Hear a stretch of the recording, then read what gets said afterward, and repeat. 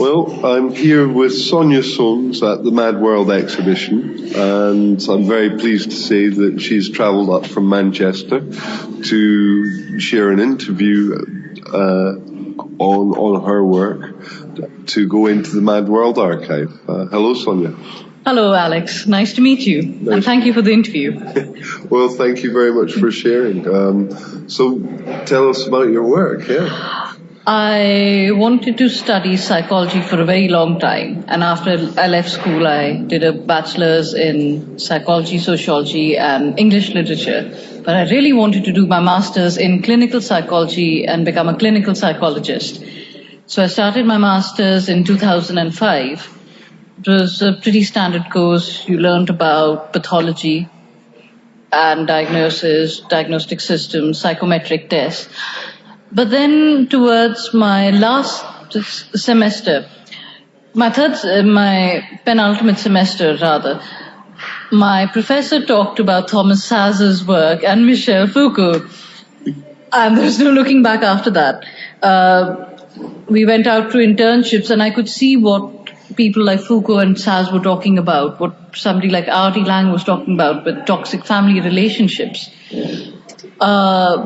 But I found there was no way of articulating these distresses because the course required we diagnose people, we give them psychometric tests, we give these reports back, and we walk out of these hospitals. We don't make contact with mad people because, they come to hospitals to seek treatment and they could get violent and dangerous. Besides, we were not meant to engage with them emotionally. It was very difficult not to engage with people and not to treat them as you would treat ordinary people. Anyway, somehow I managed to finish my master's, and I thought maybe, psychiatry in India still has a lot to learn, so maybe I'm wrong. I started work in a alcohol and drug rehabilitation center. I could see the differences in treatment very early on. We tell people they were wrong because they were addicts. If a client asked for better quality of food or perhaps air conditioning in their room, they were clearly manipulating the system. They were vile and they had a mental disorder, and they would use these tactics to divert from themselves. We had female patients as well who would come in, and there was a significant difference in treatment because Indian women don't drink. Good Indian women don't drink.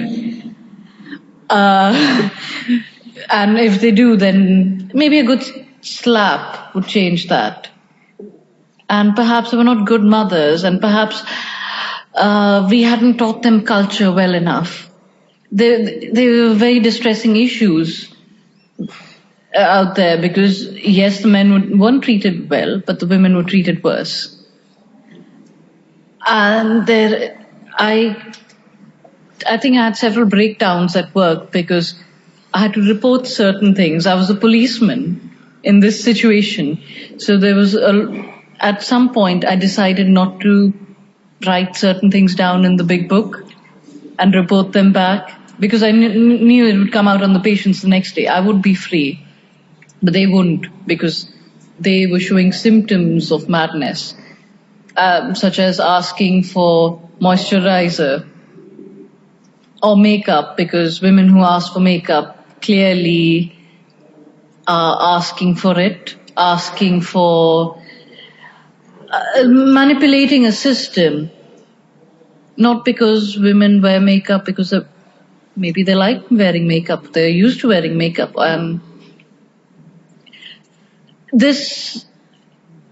Even with the diagnostic system, I had trouble with saying things like, sorry, you have this condition because this book says so. I wanted to know how this condition came about. So I decided to study further. I did an MPhil. Wasn't very popular with my supervisors or the department. I could ask critical questions as long as they're not too critical. as long as I could put a number on it at the end of a thesis and say, well, statistically, this is proven by this number, which was significant at some level, I felt very unfulfilled with that degree. I went on to work in another university where I taught people counseling skills, and there was a sense of, we're out there to help these people because they're helpless. They don't know what to do. So much so that there was a certain perversion of, we were playing God. There's a certain perversion in that idea, which we never address as psychologists, of us being correct and helpful and good at all times.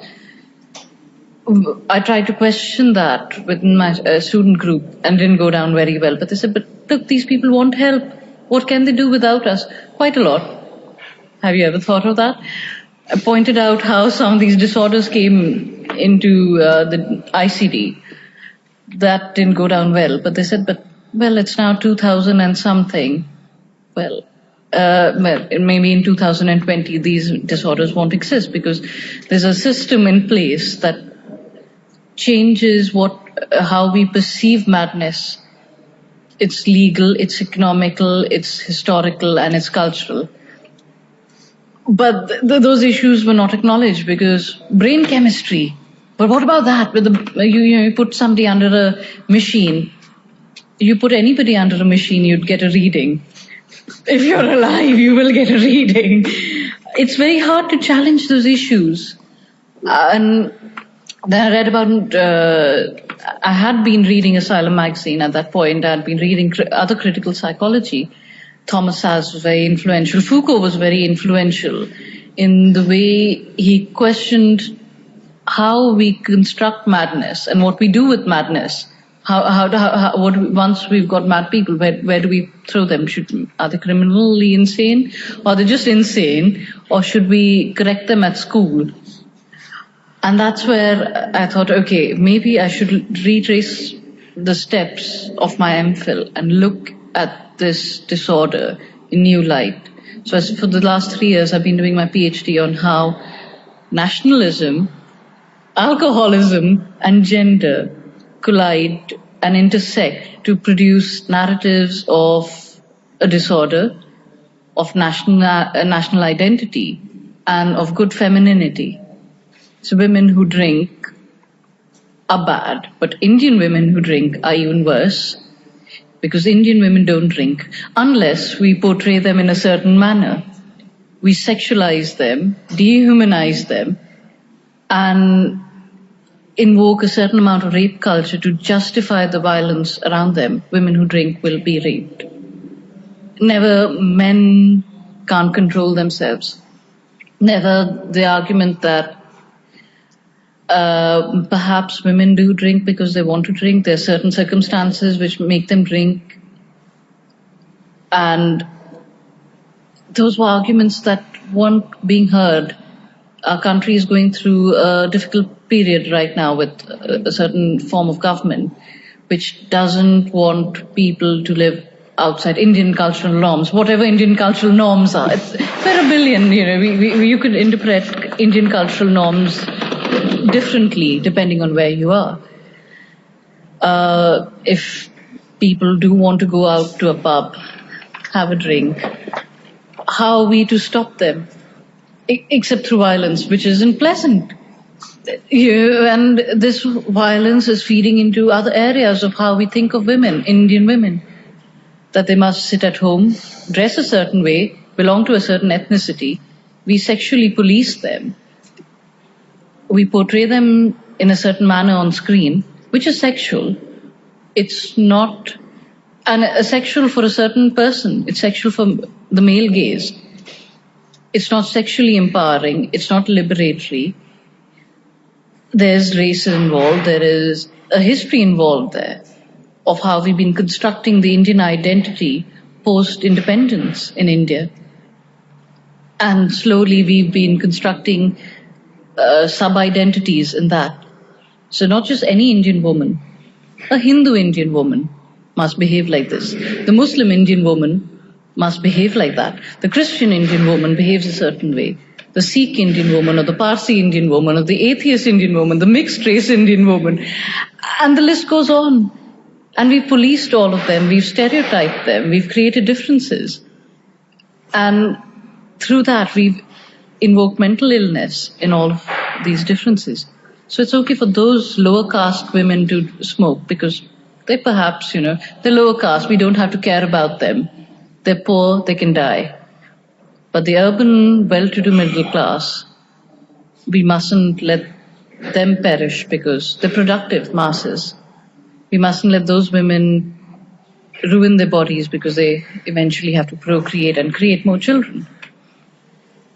And you see that in our cinema. You see that in world cinema. You see that in cinema everywhere. But because I have a connection to this country, I could see it in my cinema of how mental illness and a particular mental illness through drug and alcohol consumption was used against women. A woman would dance in a bar. We would look at her on screen for those 5 minutes, but gaze in her in a sexual manner. 5 minutes later, she would be dead. The good Indian woman would survive because she was good. She wouldn't have disorders. She was feminine. Therefore, she would receive male support and protection. And there's this very disturbing narrative of disorder and gender policing that occurs there. But then further, living in Britain, you see something similar happening with NHS posters that say 1 in 3 rapes are committed when a woman is drunk. Those are awful. Of a woman, an inebriated woman, clearly you see her body in an objectified manner. Again, where's the blame? On the woman, not on rape culture that says, well, if women wear whatever they want or act in a certain manner, suddenly male agency is lost, female agency comes in to question. You have those narratives. You have narratives of BME, black minority ethnic women, must conform to a stereotype. Which, well, there is this aspect that we learn about another person's culture and realize it's different. But culture is not similar for everybody. There are black and minority ethnic women in this country who do use drugs or alcohol, but they're not seen as women who can use this because culture doesn't allow them, which is another factor that the services don't take into consideration. The religion and culture or race don't prevent you from absorbing alcohol or drugs. Whatever those conditions might be. You might be a recreational user, you might be a problematic user, but acknowledging those differences, and even through popular literature and popular culture in Britain, there's a certain woman that is stigmatized for drinking. The Geordie woman, the whiz comics, the fat slags. There's that. There is, in Hollywood movies, you do have a trope. The female lead gets drunk, gets stupid. Let's go. And, there's a spectacle there. For those 15 minutes she's on screen, there's a spectacle. But, she's corrected. The idea is that she has to be corrected for her to be redeemed through a heterosexual patriarchal culture. If she wants the guy, she has to conform. So that has been my work so far. This is fascinating, and I think a vital social comment, vital social analysis. And so I'm interested in how much you've encountered this in its actual happening in culture. So you've been training in psychology. Can you talk about when you've witnessed these? Obviously respecting and protecting identities, but I'm interested for you to illustrate some of your work with vignettes. Yes. I remember during my internship, there was this individual we had interviewed who had paranoid schizophrenia. Very intelligent, bright young man, but he was dangerous. We never listened to him. Till we knew what he had, we were friendly with him. Once we knew he had some form of dangerous madness within him, everything was a symptom. When he said something like, "Oh, would you like a glass of water?" Who knew? There was this fear that he might poison us. He might attack us with a glass of water. Fears like this would crop up. And then when we'd go back to report about these cases, there was a gentleman whose fiancée left him. He nearly took his life because they'd known each other since childhood. I remember we treated it as a joke because he was on the other side of the table from us, because we had the power to interview him. This was a person who perhaps would have got treated much better if he didn't see him in that clinic, if he wasn't sitting across the table from us. And similarly with the women at the rehabilitation center, it was a constant threat to everybody there that they might ask for skin moisturizer, they might ask for hairpins, they might ask for sanitary pads. How do you manipulate somebody with that? Of all things, this is a biological necessity. And there's a constant idea that women are more mad. Of course, hormones, because men have no emotions. Men regulate emotions differently. Well, clearly nobody's seen football fans after a match. Clearly domestic abuse is not a release of emotions. That is not an emotional response. It's clearly a rational thinking response. But a woman crying over her dead child is emotional, hormonal, irrational. And there were constant ideas like that being thrown out.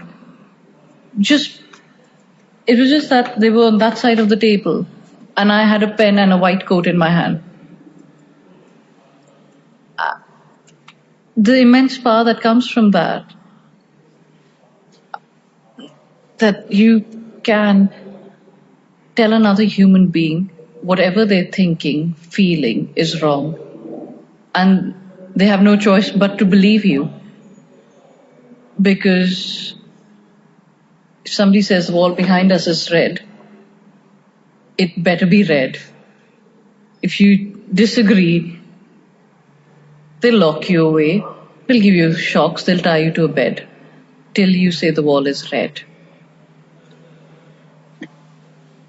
It is frightening. And it's not a case of psychiatry becoming nicer. Everybody points to one flew over a cuckoo's nest. Hey, but we don't see nurses like Nurse Ratched anymore. They've all become nicer. See, ECT isn't a thing anymore. ECT is very much a thing. In this country, in the UK, ECT is still therapy. The Mental Health Act, sectioning is still a reality in this country.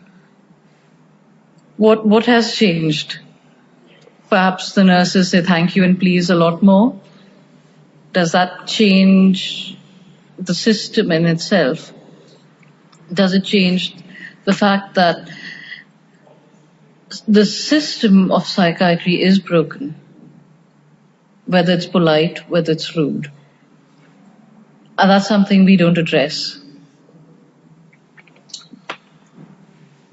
So, thinking about the notion of toxic relationships, and say somebody might be in a bad relationship, you as a clinician, did you ever get the opportunity to interview the people who brought the people in to be sectioned? Yes. And I'm curious about your observations. What We your were thoughts? meant to believe the family, because the family is always right. They're the same people. There was this one lady who was checked in by her husband. She drank because her husband forced down a little brandy down her throat right after she'd had her first child. She wasn't. He was a very controlling man. He controlled her pregnancies, forced her into abortions, several of them, forced her to take this drink, physically and sexually abusive. All this was on file. We had this information. You didn't have to have a degree to notice this. When he came in through the door and we confronted him with this information and said, look, you do realize you've had a part to play in her alcoholism. He denied it. He said, but look, she knows where the bottles are. But you gave her the first drink. Oh well, I'm her husband. He denied everything that ever happened. Guess who we believed? Who had the fabricating, conniving female brain? And there is the issue of gender, age, class, race, all of that colliding. Not just in this one case, but in any case, how psychiatry is power. And at some point, I was absolutely helpless because we knew she was going to get discharged. We would send her back to the same house. What could I do? If you actually sit down to think, you don't have to feel, because that's what you're not supposed to do as a psychologist. If you sit down to think, oh, this woman's going back to the same house where she's been abused. Her children have been abused. What is my responsibility? They tell you, well, we can't take responsibility for them after a certain point, but why not?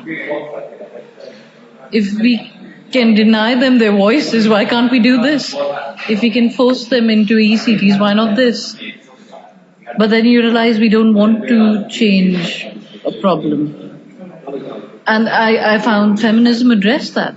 We were talking about how women are abused. Violence against women is a reality, and how women in situations are always denied a voice, because we'll always believe the abuser. We'll always believe or justify this violence. Hey, but look, he bought you a diamond ring, broke 2 of your ribs. Oh, but he is a caring chap. We'd always come up with these arguments, and I found feminism had a way of silencing this and saying, no, what's wrong is wrong. For me, that was another critical way of looking at things. And then there was, anti-racism literature, which also questioned these privileges people have at different times. So that was where I could combat that sort of ideation. I've become very intensely aware of gender differentials. I discovered one lady who was sectioned by her husband because she wanted a divorce. And through various discussions with people, I keep on hearing But that can't happen. That must be less common. But I'm no longer sure about this. What are your thoughts and experiences about the gender differential? I think there's a very strong connection between psychiatry and gender, psychiatry and sexuality, every kind of sexuality, psychiatry and race, psychiatry and age. It's like they pick on everything. Yes, psychiatry is wrong, but when it comes to gender, it polices gender. Well, as you said, how could you can't section somebody for a divorce? Well, it does happen. The conviction rate of rape cases in this country is 3%. Then you wonder, there's a legal system that fails people. There's a psychiatric system that's only too happy to pick them up. In September 2014, a transgender woman in Manchester was raped. The first question she was asked was, "Are you sure? Are you very sure that it was really rape? You've got gender and sexuality colliding there."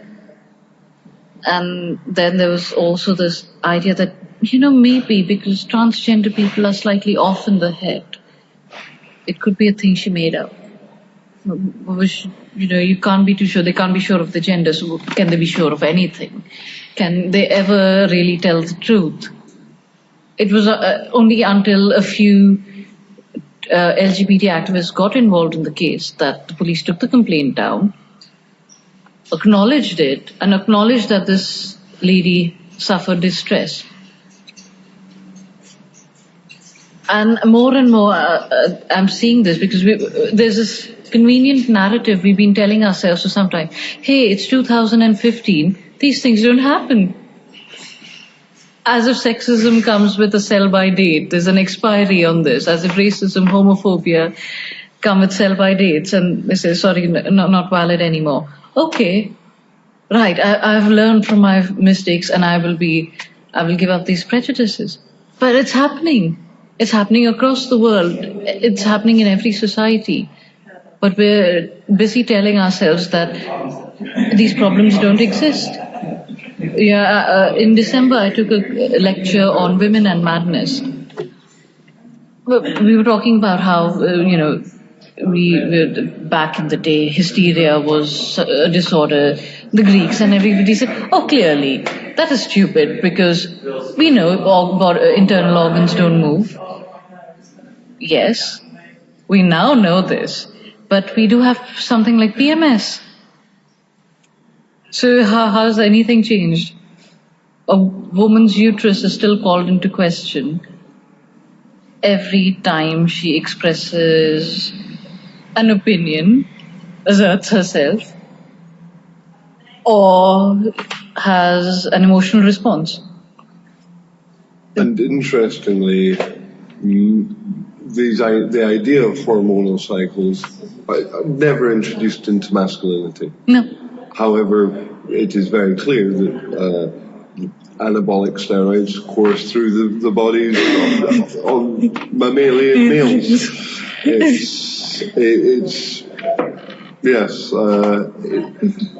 It's troubling. It is.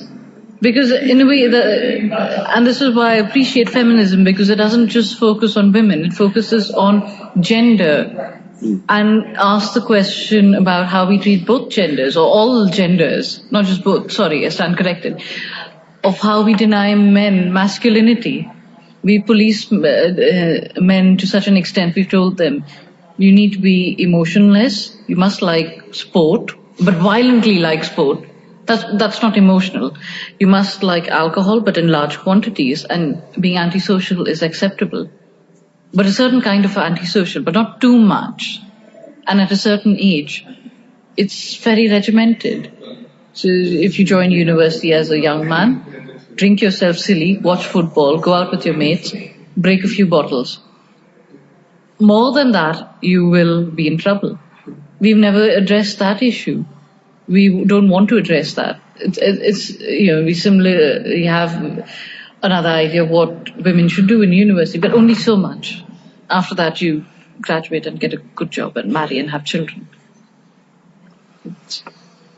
I'd like to touch into the element of race in all of this. Now, I am aware of how deeply flawed psychometric tests have been, and I've not yet come across psychometric testing. I personally thought this tells me a lot about a person.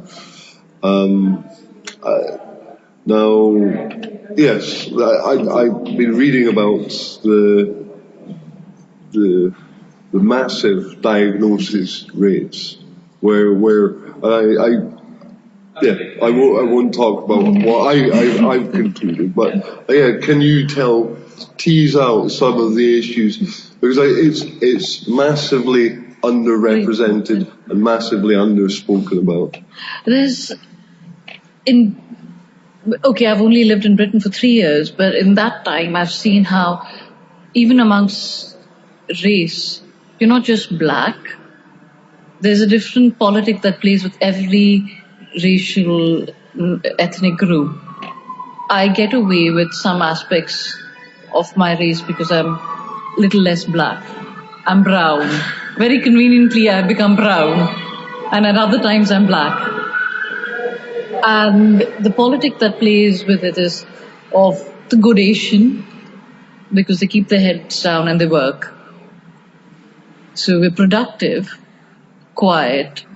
It's the women who are oppressed, because I'm on this side of a little less east of Asia, I'm a little more Southeast Asia, so I'm oppressed by my religion and culture. But we mustn't intervene because it's culture. I've seen a lot of that argument of being policed, not just by my culture, but the culture in Britain, which says, let her men do whatever they have to, we can't intervene. I live in an impoverished area of Manchester. It's a student area, and it's also, surprise, surprise, it's an ethnic minority area. And you can see that very clearly with the tension of how we treat black people. When I first moved into this area, they said, black guys. There are lots of Jamaicans. They do drugs. They'll probably give you drugs, so be careful. I've moved into the area. I've been visiting that area for 3 years now. I got a lovely mint plant as a welcome present. 2 weeks later, I got some potatoes. And recently, somebody put a flower basket out. And for the last year and a half, we had a community garden. We're free to help ourselves to all the fruit and vegetable and herbs from there. But there is this idea, and a very specific idea, of how we are tied to our culture. And that culture is mad, because it's not British culture, whatever British culture is. Those values are never explained to us. There's always a sentence that's left hanging, but he is ... but there are ... And even when you do access spaces or services, there is a stigma there. There's a very deep-seated stigma of the Asian scrounger or the black scrounger who turns up and wants to use the NHS services. Sometimes you do see these women or men or children who really do need medical help, but they're stigmatized, and I can see how that grows into distress and not wanting to engage with services, because if they can't, or even women who don't speak English, we treat them funny. I've seen that with a lot of women. I think there was one time we had to the doctors, and this woman didn't speak English too well, and they spoke to her like this, and you could see she was absolutely put off by the whole idea. And will she ever use services? No. Will she ever want to leave the community? Probably not, because it's safer not to. It's safer to live within your own community. It's safer not to talk about things, despite the fact that we do need to talk about these issues. I personally feel that we hear a lot about honor crime in the Asian community, but why aren't we do need to talk about that, but who do we talk to? We've been talking amongst ourselves. We do that, but nobody outside the community is listening. And the distress keeps growing. Or even if they do listen, it's subverted into a sort of racist discourse against Asian men are all rapists or pedophiles. No, we mustn't do that because some of them are, some of them aren't. What about the victims? Can we talk about the victims and talk about this from their standpoint? Talk about what's happening within the community and how it's affecting the most vulnerable rather than focusing on whether this will look racist or Islamophobic or Hindu-phobic or Indian-phobic or Pakistani-phobic for once, and actually just talk about it. Because these are British citizens. I must ask your thoughts on, so these judgments are made and these interventions are imposed, and now we're in an age of pharmacy. And what are your encounters with pharmacy? And you also mentioned ECT. What are your... Yes. I'm anti-ECT. I'm a vegetarian. And the history of ECT started in an abattoir. The story goes that this doctor I think there were biologists who went in to an abattoir. He said, I want a certain cut of meat. The butcher said, hang on, I'll slaughter another pig and turn up. For some reason, the doctor went in and saw this pig being slaughtered, but they had given the pig a large dose of electric shocks. It's difficult to slaughter a pig. So this pig got a large dose of this and it became easier. This individual, for some reason, the name escapes me, thought this was a good way of subduing people in asylums. That is what an ECT is. I don't care if you give a person anesthesia, general, local, any other kind. For me, the two issues are connected. Animal cruelty is connected to human cruelty.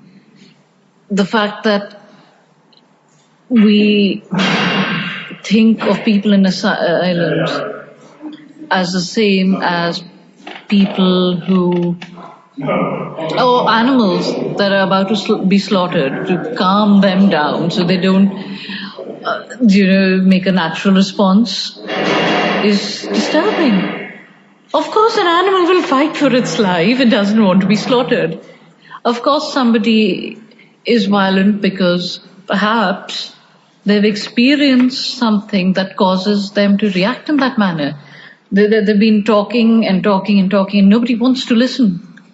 Perhaps violence is a defense mechanism. It's self-preservation. With medicine, I'm ambivalent because I do know people who do use these medications. I'm not anti them using the medication. I am anti a culture that says, right, you want to talk about it, here, have this pill instead. Or eventually, a chemical will cure you. We haven't sat a person down, spoken to them. We haven't changed the conditions in which mental illness exists. We haven't changed the conditions in which rape culture, sexism, racism, homophobia exists. But we medicate. We aren't looking at the first cause of that distress. We aren't looking at, say, Why is society so bad that people are losing it? My problem with medication is that medicate away, but things will only get worse. You never come off these medications. I've seen people go through things most people don't. Put on unnatural amounts of weight, look like they've been through a war at most times. I've seen people whose muscles keep spasming involuntarily. I can't support medications. I do understand why people would use it, but I wouldn't support it personally. It's fascinating. Now, thinking about the labels, so common language is the word schizophrenia. And of course, we've got the diagnostic statistical manual that gets worked and reworked, and in the book Saving Normal, the guy who was somebody who was on the board that created the way to judge mental illness says that we've got to walk away from doing things this way. How do you perceive the labels that are being used? Are they helpful? Personally, I don't think so. Have we gotten any better since we've used the labels? If the idea is that you can classify people, then treat them, and people will get better, then we should have gotten rid of the DSMs and the ICDs, but the list keeps growing. And there's this issue of power involved in how we label. Drapetomania, for instance, was a severe mental illness that occurred when a slave, this is in America in the Deep South, when a slave ran away from their masters. That clearly constituted a mental disorder. Similarly, because we are trapped in the present, we can only think in terms of schizophrenia and paranoid schizophrenia, depression, anxiety disorders. They are temporal conditions. ADHD, for instance, is a recent invention. We have ADHD children. We had slightly naughty children before that, or children who couldn't sit for too long, but now we have ADHD. The history of psychiatry needs to be questioned in how we create these labels and how they stick to people. And once you're that, every behavior that is unacceptable is traced back to this label. You drank 2 cups of tea. It's a paranoid schizophrenia talking. But it's fascinating that even amongst the schizophrenia classification, there's been a change. So when I was doing my internship, one of the head psychiatrists said that catatonic schizophrenia is now it's very rarely seen as a disorder. And it's a feature of the third world, the backward bits of the third world, not in the cities. The ICD does confirm that. The ICD-10 does confirm this under paranoid and catatonic schizophrenia. It says it's a feature of industrialized societies, and this is a feature of non-industrialized societies. The answer is there. Or even post-traumatic stress disorder, which the classification categorizes this as a normal response to abnormal events. So it's normal. If you've been through a war, it's very normal. You will feel all these emotions. Maybe we should stop fighting wars, perhaps, and we won't have soldiers sitting on the streets begging for change. Maybe. Yeah, because the labels clearly haven't done anything for people. You go through a school system of being labeled ADHD, being ADHD the rest of your life, and everything is ADHD from then on. What has the label done? Yeah. Think about institutionalization. And so people becoming trapped within their circumstance, and I suppose their ability to think and behave and is impeded. How much do you think this is a feature of the psychiatric landscape? I think it's one of the most clever things we have in postmodernist society, because we tell people how to feel through magazines, open Cosmopolitan magazine, open any of this. You don't have to go check yourself into a clinic. It's all there. Women know not to eat this or that because their bodies will become fat. We talk about these labels and these ideas all the time. If somebody washes their hands and say, "Oh, but I'm so OCD." The institution, we are living in a psychiatric age. We're living in an age that has institutionalized us in such a clever manner that we don't notice it anymore. We're policing ourselves. There was a time when you could call for the doctors and say, "Please take them away, straitjacket them."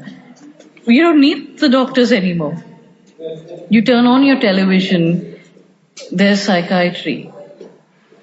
There's institutionalization right there. There's institutionalization the minute you enter school, which is what Foucault has talked about all through. That the policeman is right there in our society in the form of the social worker, the teacher, the psychologist, and obviously the policeman himself, the institution. But we are institutionalized in the way we've begun to think about people, in the way we've begun to see disorder in everything. Everything is psychiatry. There's no way of escaping it, even if you try. So yes, power seems to be. Is this a good way to start to analyze what's going on in the psychiatric setting? Yes, I think it really does come down to power. We don't, again, because we are trapped in this era of seeing psychiatry as a very soft and caring power. We don't see it anymore. And again, as I keep coming back to Foucault, because for some reason he did this brilliant piece many years before me, and I can only add to it. It's the triumph of this era, of creating power and institutions that are invisible, and everybody becomes their own policeman and their own criminal at the same time. We police ourselves more than anybody would police us. There's gender policing, there's sexual policing, there is all kinds of policing, but we're doing it ourselves and we're victims of it at the same time. And we need to break those cycles. We need to question where that knowledge is coming from. We need to question how we've got these disorders, how we've got these conditions. Why do we think that way? It really does have to start from questioning ourselves of a certain amount of self-realization and introspection, of even insight into why we do what we do or think the way we do. So normalcy and norms, cultural norms. I notice you mentioned sexualization, sexuality. Of course, reading up accounts of homosexuality But almost anything that isn't white, heterosexual, patriarchal seems to be unnerving. So it is, and it is so deeply institutionalized in us. It's something the LGBT community is talking about, that they're becoming heteronormative, that they are following a certain narrative of you meet, you fall in love, live in, and then you marry. And that's the good, acceptable gay person. They're doing their bit. They'll shut up and sit down in a corner once we give them this. We've forgotten riots. We've forgotten the Crompton's Cafe riots. We've forgotten Stonewall. Because if they start asking too many questions again, what next? But again, homosexuality has only been decriminalized in this country. There are many societies that have recriminalized it, like India, for instance, has recriminalized homosexuality. It was read down from the law between 2009 and 2013. But there's a fear that this is a Western problem. The West gave us homosexuality, and they'll spoil our culture because it's a disease. And once you're homosexual, you lose your culture. It's similar in many African contexts as well.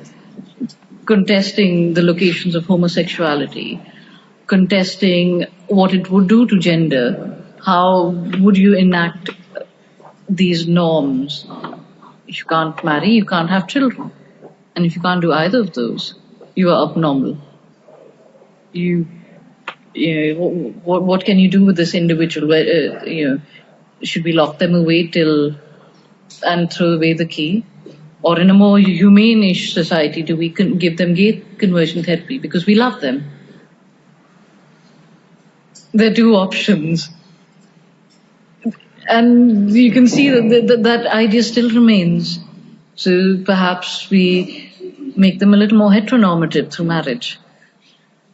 I do support the fact that there is a legislation that allows a couple to live together, but there is a narrative that follows with it.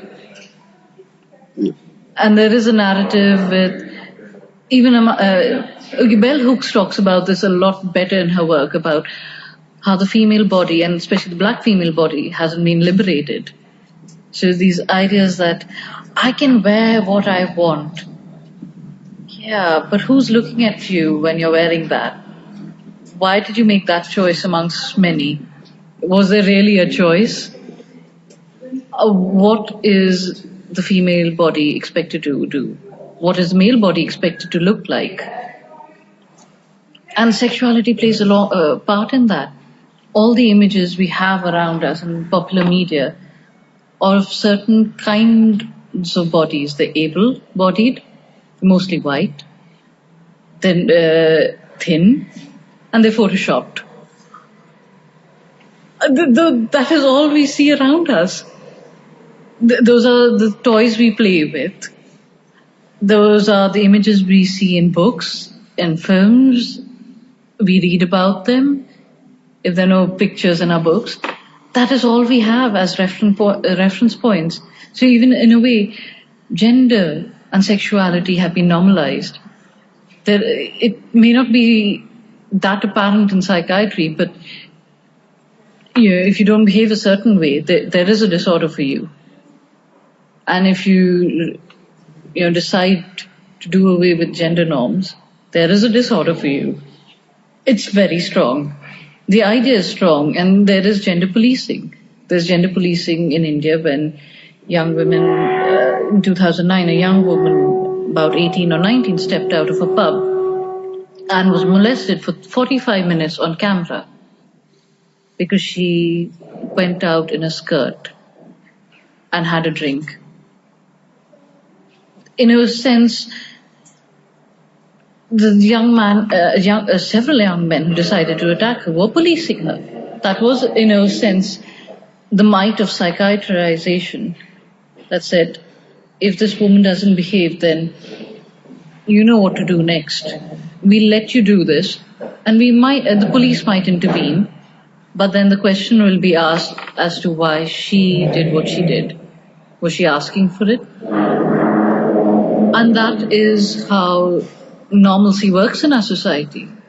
We justify the perpetrator's actions, never the victim's choices. We never justify that the victim had a right to be protected. So there's a coupling between crime and illness, wrong, abnormality. This is fascinating. So this is a fantastic, this is a very powerful panorama you've helped paint. And you've mentioned a few authors. I wonder whether we could, you could direct people to a few books that you think would really open our thoughts, our ability to see deeper the nuances, the complexities. Phyllis Chesler's Women and Madness is an excellent book. It's out in its second edition after 30 years. It questions how women are classified as mad in society,